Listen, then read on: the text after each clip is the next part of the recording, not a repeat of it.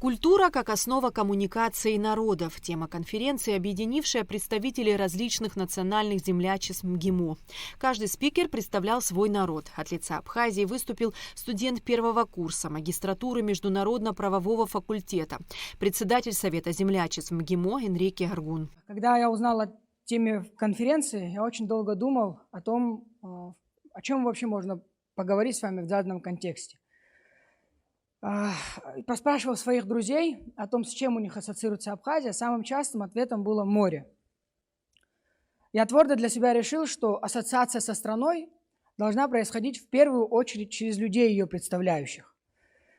Более того, на мой взгляд, самым явным и главным примером межкультурной коммуникации является коммуникация через искусство. Свое выступление Энрике Аргун решил посвятить Фазилю Искандеру, известному писателю, чье творчество стало ключом к пониманию абхазской культуры и чье имя является своего рода символом Абхазии.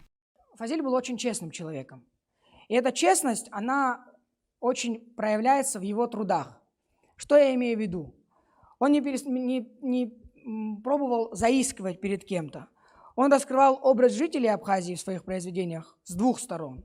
Восхищался теми достоинствами, которые у них есть, и по-доброму высмеивал их пороки, которые, конечно, свойственны в принципе всем людям.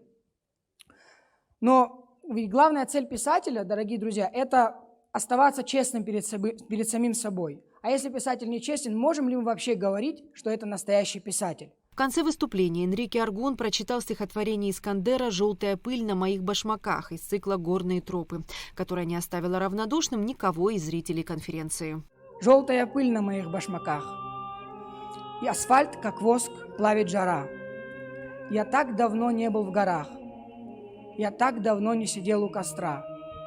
Я вас не забыл, мои земляки, и тревоги военных ночей, и случайной под буркой ночлег.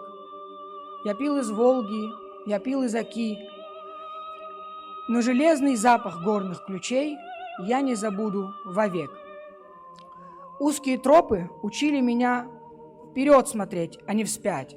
А вы, земляки, научили меня стоя гостей встречать». Конференция в университете проходила 30 сентября. Энрике Аргун повезло выступить с рассказом о республике в такой значимый для нее день.